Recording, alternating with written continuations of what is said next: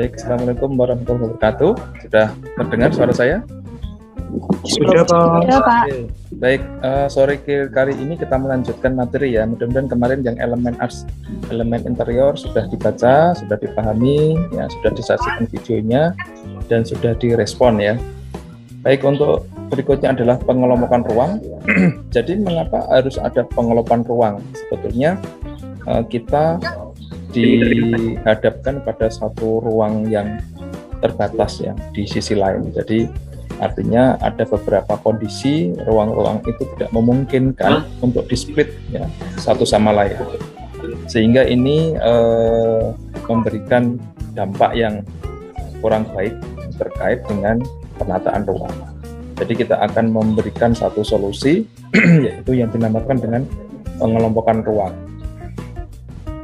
Apa pengelompokan ruang itu? Ini didasarkan pada satu kebutuhan ya. Sehingga satu ruang itu memiliki satu konektivitas yang memiliki kesamaan atau kepentingan yang sama antara ruang satu dengan ruang lain, sehingga nanti bisa dijadikan satu satu pemahaman adalah satu zona begitu ya, satu zona yang sama antara satu ruang dengan ruang yang lain ya. Ya, silakan siapa yang bisa memberikan pendapat tentang pengelompokan ruang. Misalnya contohnya apa nih, ruang apa sama ruang apa yang memungkinkan untuk dijadikan satu atau dikelompokkan dalam satu zona. Kira-kira ruang apa? Kalau melihat dari gambar tersebut ya, yang di layar itu kira-kira itu ruang apa? Kita bisa memahamkan ini? Kan? Contohnya adalah pengelompokan ruang yang ada di sini. Kita lihat bahwa yang satu adalah yang namanya living room. Living room itu bisa ruang tamu atau bisa ruang keluarga. Sementara yang ada di jauh sana, ya berdasarkan settingnya yang mengelompok, kemudian ada meja yang berada di atas sekitar dada begitu ya, platingnya. Ini bisa diasumsikan bahwa yang di jauh di sana itu adalah meja makan.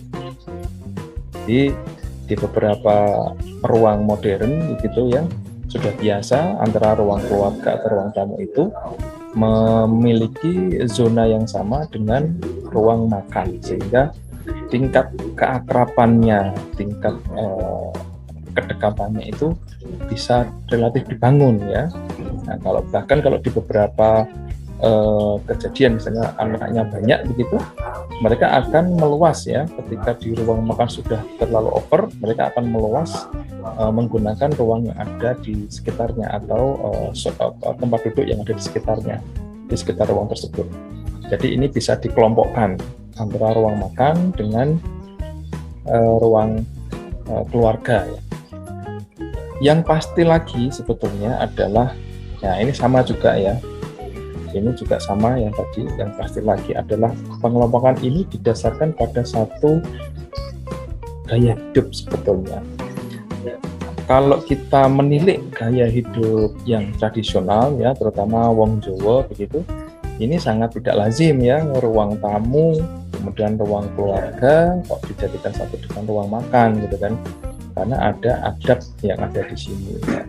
Tapi sebetulnya dalam kehidupan modern ini sangat-sangat sah saja begitu, justru ketika ada tamu ya didekatkan dengan ruang makan, justru malah bisa memberikan satu jalan begitu ya untuk lebih mengakrabkan si tamu ya. Bahkan ketika tamunya tiba bisa langsung silakan makan begitu ya. Justru bukankah ini menjadi bagian dari ajaran agama yang harus ditegakkan begitu ya. Jadi mengajak makan ya, memberikan makan tamu itu bagian dari sedekah jariyah yang sangat besar ya. Memberikan jamuan kepada tamu itu menjadi satu kebaikan ya. Nah, ini bisa kita pahami sekarang bahwa adat istiadat itu sebetulnya bagaimana tinggal kita mengelolanya ya. Dan ini sudah sangat lazim untuk ya kehidupan modern. Nah, sedangkan jika ya ini masih menganut adat tradisional itu yang harus dipisahkan, Ya kalau rumahnya kecil ya sebisa mungkin pemisahnya tidak masif ya. Tidak masif itu artinya tidak tetap, tidak kuat ya. Ya, jadi itu harus dikondisikan bahwa ini adalah ruang yang bertujuan untuk membuat secara dimensional itu tetap luas karena dipakai bersama ya. Anda bisa lihat ya pemakaian lantai bersama, di situ juga Anda bisa lihat pemakaian langit-langit bersama, bahkan pencahayaan dari luar pun bisa dipakai bersama. Anda lihat ya, yang area ruang tamu itu, nah di situ ada kaca bening ya, dia akan memasukkan cahaya alami ya, ke dalam ruangan. Kemudian di sisi lain di ruang makan itu juga ada jendela yang memasukkan cahaya alami. Nah, jika ini dijadikan satu zona, maka mereka akan menjadi satu akumulasi pencahayaan yang baik ya. Beda ketika itu diberikan sekat ya, tentu akan memberikan pengaruh penurunan kualitas pencahayaan itu sendiri. Ini adalah makna dari sebagian keuntungan ya pengelompokan ruang. Ya, belum secara visual maka pandangan akan lebih luas. Karena orang yang duduk di ruang tamu itu juga bisa menjangkau pandangan sampai ke ruang makan, dinding yang di sebelah ruang makan itu. Begitupun sebaliknya ya, jangkauan dari orang yang duduk di meja makan, di kursi makan, itu bisa menjangkau pandangan yang ada di sekitar ruang tamu. Nah, ini adalah manfaat dari pengelompokan ruang. Pengelompokan ruang juga bisa juga ya dilaksanakan atau dilakukan pada ruang-ruang formal ya. Di sini ada ruang keluarga dijadikan satu dengan ruang kerja, yang di atas itu adalah ruang kerja ya, bahkan ini bisa diberikan satu pemisah ya dengan split lantai. Anda lihat di ujung sana itu ada split lantai yang berupa tangga di trap. Ini memisahkan zona ya, kalau ini adalah zona ruang kerja. Namun secara visual ruang ini tidak dibatasi, sehingga yang bekerja di ujung sana tetap bisa memandang ke arah yang di ruang keluarga ini. Itu pun sebaliknya, sehingga secara visual ini tidak masalah ya, karena pandangannya cukup luas dan menjangkau hampir. Dan ini biasanya diterapkan oleh konsep-konsep di ini ya, di apartemen itu kan hanya satu kotak ruang saja, tetapi fungsinya sangat banyak ya. Nanti kalau Anda coba search gitu di apartemen atau Anda browse di YouTube begitu, itu setting apartemen itu begitu praktis ya, begitu efektif ya. Nah, ada beberapa perabot-perabot yang kita sebut dengan rupa ya, ruangannya juga sangat-sangat kompak ya. Ini menunjukkan satu efisiensi ruang yang sangat tinggi ya. Kemudian ada lagi selanjutnya adalah kalau tadi kita sebut dengan pengelompokan teratur ya, saat ini adalah pengelompokan yang tidak teratur ya. Anda lihat pada gambar sketsa yang di awal ini, Anda lihat bahwa sebetulnya ketika pengelompokan itu tidak teratur, maka akan menimbulkan satu sistem yang terganggu. Apakah itu secara visual, ya pandangannya juga tidak enak begitu. Kemudian yang kedua secara teknis, ya, secara akses orang mau melewat kemana itu terhalangi. Kemudian secara estetika, ya estetikanya itu tidak baik ya, karena terkesan berantakan ya, antara satu dengan yang lainnya, tidak jelas punya panduan dari penataan itu tidak jelas. Apalagi seperti ini, coba Anda cek ya kediaman rumah Anda masing-masing, rumah Anda masing-masing, bahkan kamar Anda masing-masing. Apakah termasuk yang seperti ini ya, yang nggak jelas ya, di mana-mana berserakan ya, perabot-perabotnya nggak jelas. Nah, ini tentu akan menimbulkan satu permasalahan ya, terutama di visual, dan ini juga mengurangi estetika ruang tersebut ya. Ini contoh yang tidak teratur ya. Nah, itu tadi pengelompokan ruang. Selanjutnya dalam penataan ruang juga ada yang namanya kontras ya. Jadi kontras itu adalah penekanan perbedaan yang sangat kuat ya. Pembeda yang sangat kuat itu kontras. Nah, bisa dikatakan seperti itu. Nah, Anda lihat ada dua gambar yang kiri dan yang kanan ya. Yang kiri itu sangat kuat ya, warnaan atau tekstur dari furniture sofa dibanding dengan karpetnya ya. Karpetnya cenderung netral. Ini akan menimbulkan kalau kontras ini bertujuan untuk menegaskan satu fungsi tertentu ya di sini. Ketika ya tidak terjadi kontras ya, maka ya akan terjadi lemahnya penekanan fungsi tertentu itu. Gambar yang kanan 105 justru yang dikuatkan itu adalah pada bagian karpetnya ya. Kemudian yang sofanya mengalah dengan warna-warna yang cenderung netral. Ini juga bisa dikatakan itu kontras ya, sehingga eksistensi dari keduanya itu justru malah punya posisi masing-masing ya. Sudah jelas, oh yang polos itu sofa atau yang polos itu karpet, kemudian yang bercorak itu karpet atau yang bercorak itu sofa. Nah, kontras ini akan menegaskan atau menguatkan eksistensi masing-masing objek tersebut ya. Ini makna dari kontras. Nah, coba bisa Anda bayangkan ketika semuanya bercorak, maka akan terjadi satu istilahnya kegaduhan visual ya. Jadi mata kita nggak jelas nih, yang mana yang sofa, mana yang karpet, meskipun secara fisik memang berbeda, tetapi secara visual itu akan terjadi kegaduhan visual. Nah, ini kontras antara elemen-elemen interior dengan furniture yang di dalamnya. Nah, penguatan ini diterapkan pada elemen interiornya ya, terutama pada dindingnya. Justru furniture-nya dibikin warna-warna yang cerah gitu kan, sehingga jelas ya bisa Anda lihat bentuk dari rak itu sendiri ya, furniture rak itu sendiri sangat kuat di situ, eksistensinya sangat-sangat terdukung ya. Nah, misalnya dinding yang di belakang itu warnanya juga sama ya dengan furniture itu, warna creamy, tentu kita secara visual tidak bisa membedakan secara jelas gitu kan, batas-batasnya di mana gitu kan. Nah, ini makna dari kontras ya, memberikan satu penguatan eksistensi objek. Begitupun dengan meja, ketika kita memilih meja itu diberikan warna creamy, maka landasan karpet itu juga harus lebih kuat ya, lebih kontras lagi. Dia berkebalikan secara visual, maka kita lihat eksistensi dari meja itu semakin kuat. Ini kontras.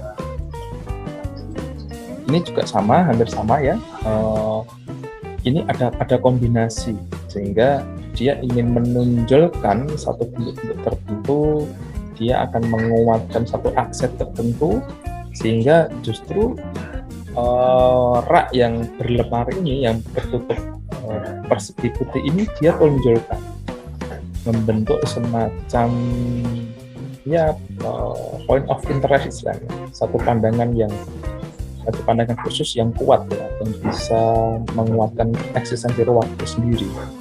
Nah, Anda lihat komposisinya, rak-rak yang di tepi kanan, kemudian di tengah dekat TV itu justru dia disamarkan begitu ya, hanya deretan buku-buku dengan warna-warni itu yang muncul di situ. Tetapi yang sangat kuat adalah penutup rak itu sendiri ya, yang dengan komposisinya membentuk U terbalik ya, sehingga menguatkan eksistensi dari ruang itu sendiri.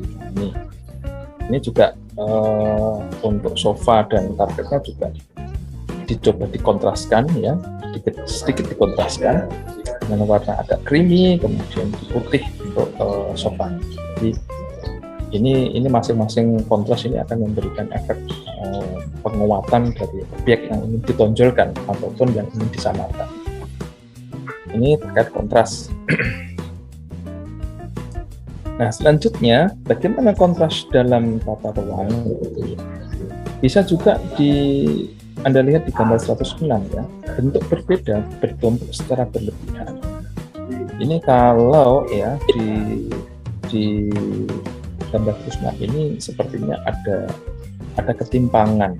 Jadi terlalu lebay kalau dilihat begitu untuk ruang sekecil ini, sehingga ini juga akan memberikan pengaruh visual yang kurang nyaman ya, seperti semrawut ya, kita lihat kesemrawutan secara visual ya, ada lemari lengkung, kemudian ada meja kecil lengkung juga ya.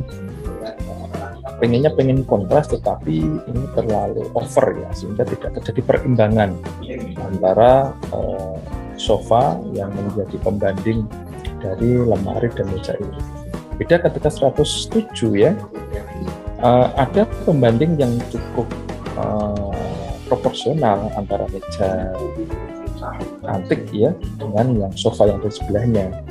Nah, meskipun ini terjadi sangat-sangat kontras ya, di mana sofa itu dan lampu yang ada itu modern begitu, pakai style modern, namun yang meja itu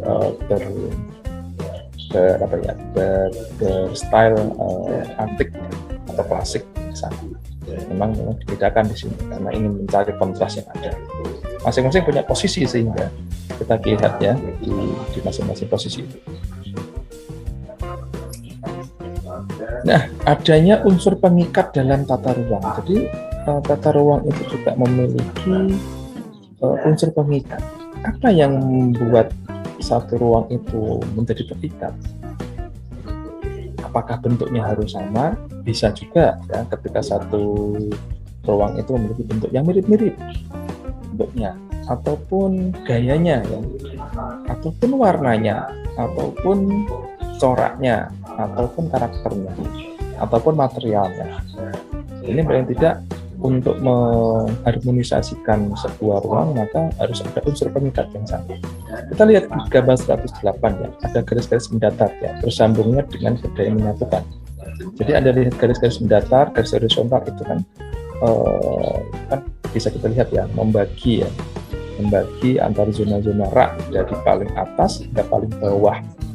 Ya, hampir semua itu didominasi seakan-akan adalah garis-garis horizontal, dan sebagian adalah pembagiannya adalah garis vertikal.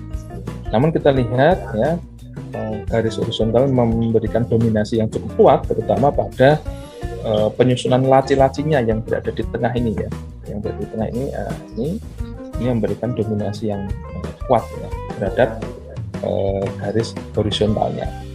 Nah, sedangkan di gambar 109 itu seakan-akan tidak ada koordinasi ya. Nah, ini biasanya terjadi kepada penyusunan ruang yang tidak custom.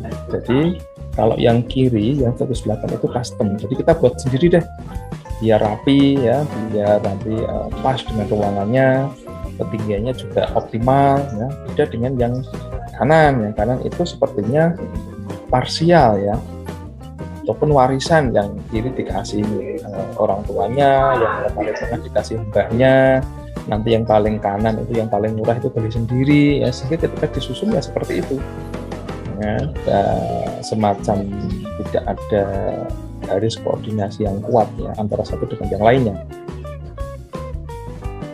Kemudian unsur pengikat. Nah, Anda bisa melihat ini ya, yang tadi ya, yang ada panggungnya, di sisi lain ini ada unsur pengikatnya yaitu horizontal. Anda lihat ya, garis horizontalnya, garis-garis itu sangat memberikan ikatan pada ruang itu ya, di mana garis horizontal rak yang ada di tengah itu memberikan dominasi. Karena apa? Karena selain dominasinya dalam jumlah ya, unsur kontras dinding di belakangnya juga memberikan eksistensi yang lebih kuat. Beda ketika dindingnya berwarna gelap ya, atau sama dengan garis raknya itu, niscaya tidak akan memberikan dominasi visual. Tetapi ketika kita lihat nuansanya adalah nuansa ke arah garis yang horizontal, lebih kuat di sana. Dan box yang ada di bawah sebetulnya itu secara fisik dan visual itu memberikan pengikat. Ya, box yang ada di bawah ini ya, yang dia membentang ya dari ujung tangga ini ya sampai ini habis ya. Kalau ini habis, dia menjadi satu dominasi furniture yang ada di ruang ini. Ya. Sehingga ini menjadi bisa sebagai unsur pengikat juga di sini. Kemudian unsur pengikat juga bisa ini ya, dari sebelah ini, kemudian juga ada dindingnya ini sama, blocking, bisa sebagai unsur pengikat. Ini kalau dipisah-pisah lagi ya akan susah pengikatnya ya. Maka ini bisa kita lihat, kita rasakan secara visual ya. Unsur pengikat kemudian adalah warna merah. Ya, coba Anda lihat dinding warna merah itu dia blocking ya dari sisi kiri, kemudian sisi kanan ya. Kemudian ada lagi karpetnya warna merah. Ini unsur pengikat ya, satu ruang tertentu. Sehingga ini masih satu nuansa yang disajikan di sini. Nah, kalau misalnya Anda punya unsur pengikat dalam pemakaian ya, misalnya Anda punya topi biru, kemudian Anda punya warna baju putih tetapi pakai kerah biru ya, kemudian Anda mencoba pakai celana warna biru ya, kemudian Anda pakai sepatu warna hitam tetapi ada garisnya biru. Nah, maka biru itu menjadi satu unsur pengikat. Outfit Anda itu menjadi satu pengikat outfit Anda itu apa? Warna biru, karena dia ada terus ya, dia memberikan dominasi visual dari atas hingga ke bawah. Contohnya, kemudian ada juga yang namanya tata ruang yang harmonis. Nah, di sini harmonisasi itu penting ya. Ya, pada gambar 110 ya, tingkatan kualitas yang sama ya, kursi berlapis penuh, berkadani, color, perabot dari kayu yang indah ya. Ini memiliki harmonisasi ya dengan kualitas yang sama, sehingga ini bisa tercipta tata ruang yang secara visual nyaman dilihat ya. Tidak terlihat gaduh, tidak terlihat semrawut, amburadul di sini, sehingga nyaman saja dilihat di sini. Kemudian yang kanan itu hampir sama sebetulnya ya, di mana di situ ada unsur-unsur elemen tempat duduknya, ada dinding gambarnya ya, hiasan dindingnya, ada lampunya juga, namun ya dengan elemen yang lebih sederhana, yang lebih tradisional ya, kalau kita lihat. Nah, ini adalah harmonisasi dalam satu ruang. Anda lihat bahwa ada tata ruang yang simpel begitu, yang tidak terlalu gaduh kayak kita katakan, di mana semuanya menempati titiknya masing-masing ya, dengan ada ikatan karpet yang di tengah, kemudian bentuknya memusat ya, ada elemen-elemen pendukung yang lain ya, kemudian ada point of interest dari ruang. Coba Anda lihat dan Anda rasakan ketika ya gambar yang ada di belakang itu ya, vignette ini ya, gambar vignette ini itu kita hilangkan, maka akan terjadi apa ya, semacam kurang ada ikatan ya. Jadi ruangan itu semacam melayang. Jadi eksistensi ruang itu sendiri tidak akan terbentuk begitu. Karena apa? Karena unsur-unsurnya ya, dindingnya itu relatif hampir sama nuansanya ya. Baik yang bergaris-garis vertikal maupun yang memiliki garis polos ya, itu semuanya hampir sama, sehingga ikatannya kurang kuat. Ketika kita berikan satu aksen atau penguatan di dinding dengan gambar vignette, maka eksistensi dari ruang itu akan lebih kuat lagi. Dan kita lihat unsur pengikatnya itu apa? Yaitu dominasi warna merah di sana ya, sehingga tetap nyambung meskipun porsinya merah ya, vignette-nya meskipun beraneka ragam warna, tetapi kita lihat warna merah di warna vignette itu juga ya nggak sepi, itu cukup dominan juga ya, selain warna oranye, tapi warna merah juga masih tetap dominan di sana. Kita lihat itu harmonisasi ya. Nah, ini juga harmonisasi dalam ruang yang harmonis ya. Sadar betul ya potensi yang ada di sekitar kita, kemudian sang pemilik rumah mencoba membuat sebuah bukaan yang cukup lebar, bukaan jendela yang lebar, sehingga kita bisa menikmati suasana di luar. Nah, guna mendukung hal tersebut ya, maka perlu didukung oleh elemen-elemen atau perabot-perabot yang lain yang mendukungnya gitu kan. Jangan sampai ketika kita membuat jendela yang super lebar ini justru dikacaukan oleh elemen yang lain. Maka ya, solusinya adalah pemilik rumah mencoba menempatkan sofa-sofa yang rendah sehingga pandangannya tetap bisa tertuju keluar ya, tetap bisa menikmati suasana luar dengan bebas. Nah, suasana seperti ini ya, sang pemilik rumah juga menginginkan suasana yang rileks gitu kan. Dengan sofa yang rendah, maka orang bisa bebas lonjoran, cara duduknya juga lebih santai ya, menikmati suasana yang ada di ruang ini dan di ruang luar ya. Ini akan terjadi harmonisasi ruang dan ruang ini. Nah, ini contohnya ya, mencoba mensinkronkan antara nuansa luar dan dalam dengan pemilihan sofa yang tidak formal, sofa yang lebih simple, sofa yang lebih memberikan rasa nyaman ya. Jadi ini bisa dipilih ya. Kemudian ada juga aksen lukisan yang rileks di belakangnya, tidak formal juga, dan ini menunjukkan satu kenyamanan ya di ruang ini, dan terjadi keharmonisan. Pemakaian warna-warna soft yang tidak terlalu kontras itu juga memberikan satu kenyamanan visual ya, cenderung tidak stres begitu ya, lebih nyaman.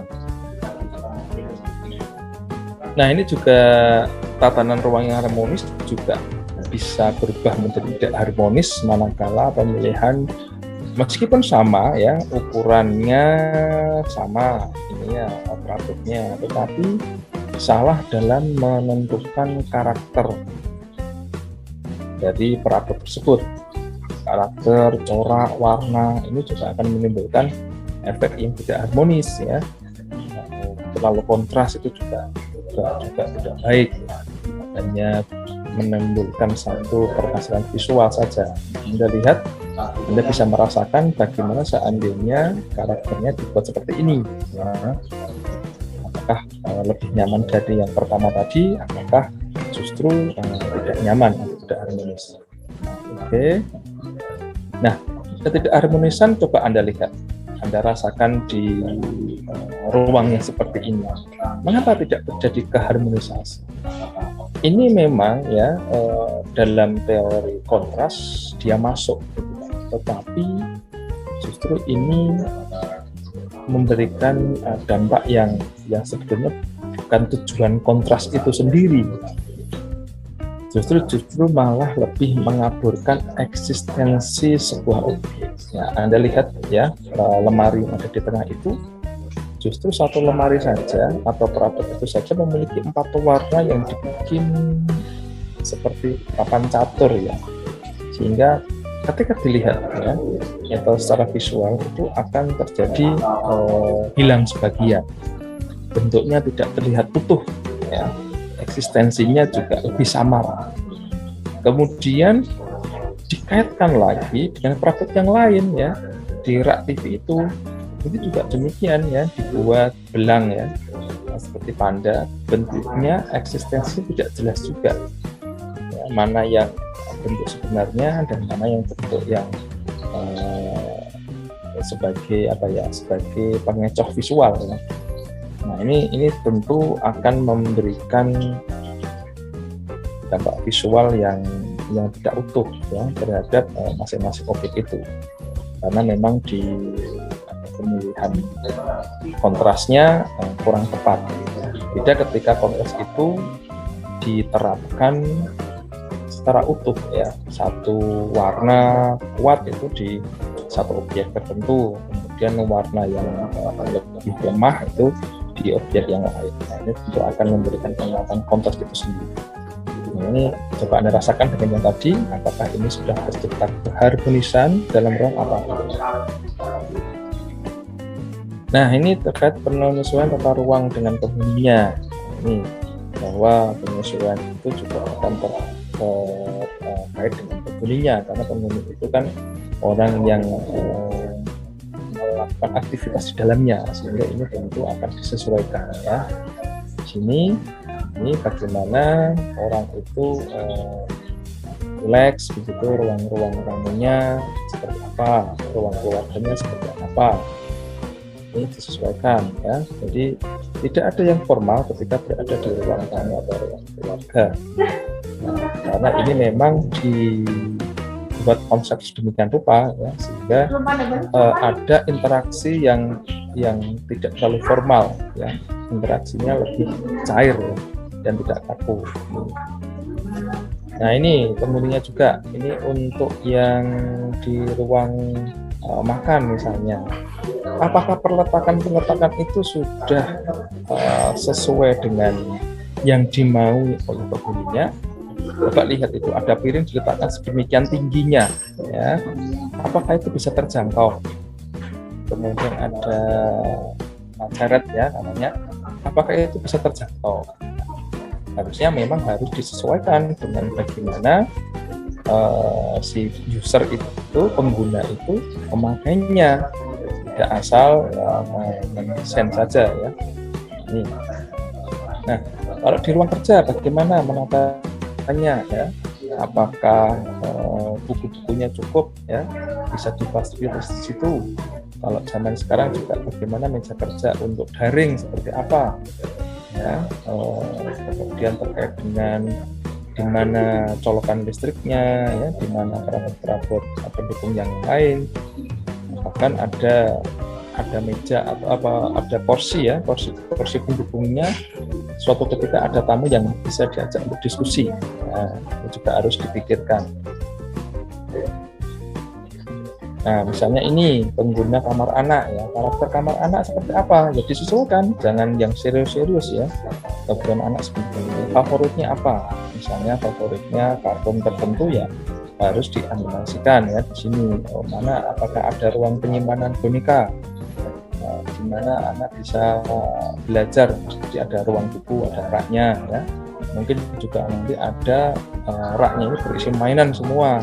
Mainannya juga bisa dibagi menjadi beberapa kategori ya, mainan kecil, mainan sedang, dan mainan besar ya.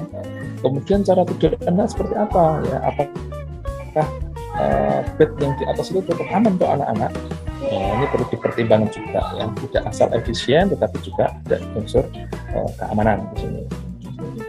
Dapur juga demikian ya, apa-apa yang diperlukan selama memasak ya, meja persiapan, meja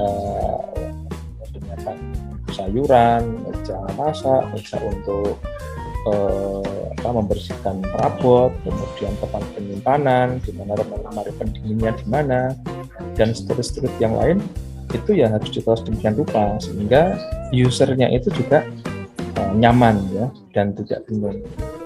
Ini contoh dari dapur yang cukup nyaman ya, saya pikir yang kompak ya. Kemudian lagi kantor juga demikian sama, nanti ada pertimbangan bagaimana gaya kantor itu. Ini coba Anda lihat antara ruang atau blok satu dengan blok lain berbeda ya. Kalau yang di dekat kita ini kan meja terbuka ya, artinya ini memiliki fungsi lebih terbuka ya. Biasanya bisa untuk pekerjaan-pekerjaan yang memiliki kepentingan menggelar satu dokumen yang cukup lebar dibanding dengan yang di belakangnya itu yang lebih computerized, masing-masing personal punya set sendiri, sehingga ini berbeda settingnya. Dan yang di jauh sana juga sama ya, tentu memiliki spesifikasi atau kepentingan sesuai dengan device yang digunakan. Terima kasih atas perhatiannya untuk kali ini ya, yang bisa kita sampaikan. Dan assalamualaikum warahmatullahi wabarakatuh.